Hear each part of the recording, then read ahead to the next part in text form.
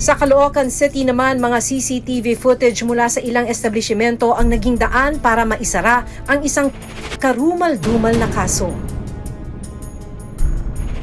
Habang natutulog ang balut vendor na si Isidro Melevo, 47 years old, nakunan ng CCTV sa Caloocan City noong October 2021 ang pananaksak sa kanya.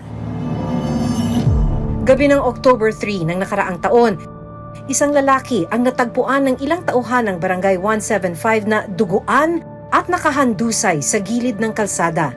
Siya ang balut vendor na si Isidro Melevo.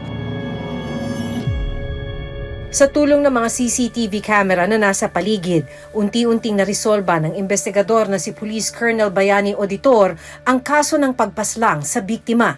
Malaking tulong yung CCTV footage natin dahil una sa lahat yung identity ng suspect, yung tangkad, yung kulay, yung suot na damit, ayun yung mga nakatulong sa pag-iimbestiga namin.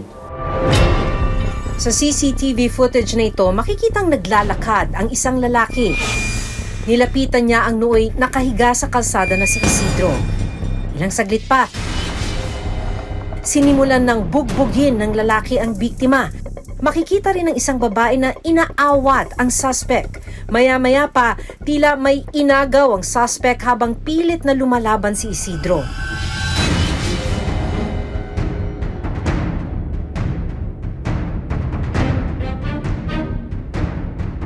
Matapos nito, lumayo ang suspect at ang babae.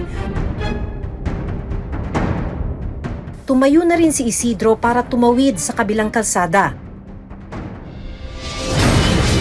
Sa isa pang CCTV footage, makikitang tumatakbo pabalik ang suspect papunta sa direksyon ng nilakaran ni Isidro.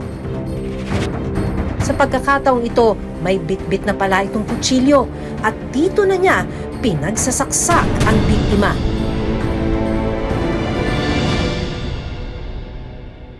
Ito yung CCTV na nakakuha o nakahagip nung unang pangyayari dahil dito nakahiga yung lasing natin na si biktima, dumating tong suspect natin na tila may gustong kunin dun sa biktima natin. At si biktima naman, tumawid dito.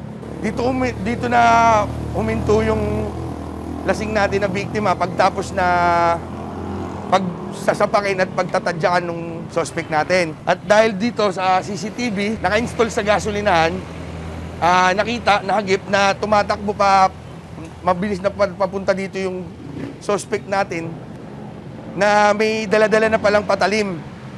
At doon, kita na inuundayan ng saksak dito sa lugar na to. Dito na ni suspect, pinagsasaksak ng walang kaawa-awa ang ating biktima.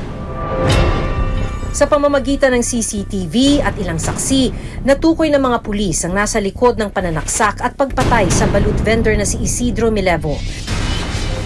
Kinilala ang suspect na si Jason Rivera. Ngayon, yung suspect natin na si Jason Rivera is nasa Caloocan City Jail na. So, naibaba na siya doon. Pero ongoing pa yung hearing natin.